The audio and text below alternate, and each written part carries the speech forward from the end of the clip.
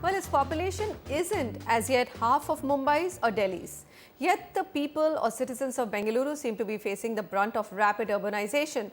The worsening condition of roads, rising pollution levels and rampant garbage dumping all over the city are today a big worry for most Bengalurians. Lakshmi Sivdas joins us with residents and experts on their concerns on the decreasing livability of the city. Mounting piles of garbage, crumbling infrastructure and rising pollution levels. These are just some of the concerns that Bengalurians are facing on a daily basis. So you're part of the Benson Town Residents Welfare Association. Could you tell me from your side what kind of problems are you facing in your locality itself? See, in Benson Town is one of the oldest localities and it belongs to Jaimal Ward 63. Nandidurga Road is a road connecting the rest of Bangalore to the airport. On that road, the infrastructure has totally collapsed. It's a very narrow road. We are having traffic which is continuous, and then in the evenings and in the peak hours, both in the morning and in the evening, there is almost a traffic jam which runs to the whole length of the road.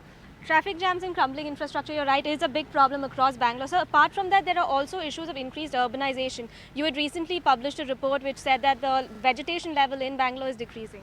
Well, we looked at the kind of urbanization that has happened in the city for the last 4 decades. What we have seen is what's happening in Bangalore is an unplanned urbanization. See, the kind of growth that has happened in the last 4 decades, 925% increase in concrete area and loss of 78% vegetation and 79% of water bodies clearly shows that our planning is not up to the mark. It's becoming absolutely concerning, both from a garbage standpoint as well as infrastructure. Between 2001 to 2011, the population, what we saw from, it's transformed from a 5 million to around 8 million, people. So when it comes to infrastructure, my opinion is that I think pre-planning is extremely important. I think government also should think about going with the PPP model, do a feasibility study well in advance, and try and understand where exactly what is required. Without infrastructure, I think that's directly related to real estate. Infrastructure, there's no good improvisation on that.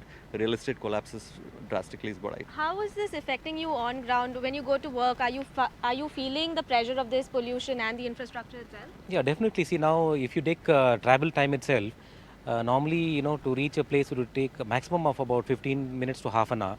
Today the same distance is taking 3 to 4 amount of time, and then with the traffic you're adding to your your health issues are increasing.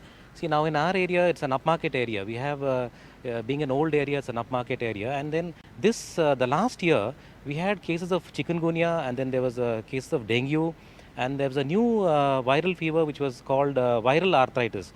So a lot of citizens, we are doing our part, but from the government side, we are not getting the required support. Growth has surpassed the carrying capacity of the city. I think enough is enough.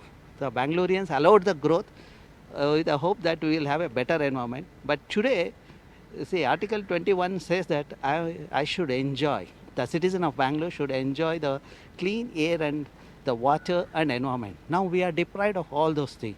So that way I say that the city is not livable. What does it take to get the rest of the RWAs from the city to follow methods like yours or take initiatives like yours? Yeah, see, the problem is in most of the RWAs, what we are having is, this is a voluntary service. People do not have the time, or you have to spend time from your daily work.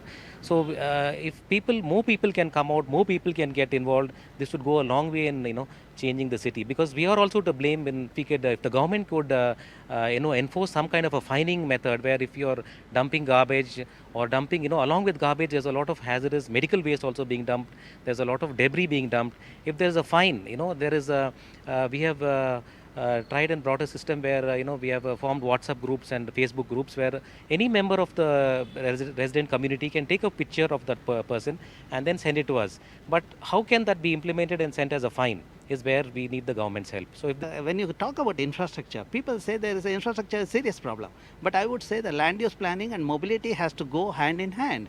You cannot have a mall in a road which has a width of 80 meter. Say, for example, Sampige Road is such a narrow road. I don't know who permitted a mall. See, because of that, there is the congestion of the traffic bottleneck, all those things. Now, the solution is not to widen the road. First place, why the hell this planning has gone wrong by allowing allowing the mall to come in that region. So would you agree with what Mr. Ramchandran said about the buildings? You're from the real estate sector. It is what has put Bangalore on the map. Then absolutely. I mean, I completely go with Dr. T. Ramchandra.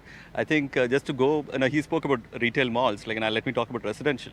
I think government should kind of look at, before even giving a sanction for a particular property to build around 200 or 500 apartments, look at the groundwater source. Like, first of all, you need around approximately 250 gallons per hour for a family, right?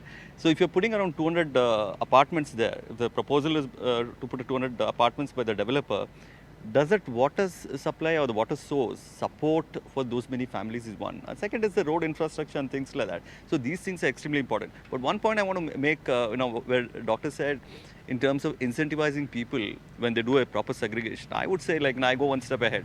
In terms of incentivizing, I suggest a government should look at incentivizing people who work in this BBMP projects itself, the laborers who pick up such dirty garbage which we don't even go close to it. Incentivize such people, encourage them more. I think work will be done much better than the way it is now.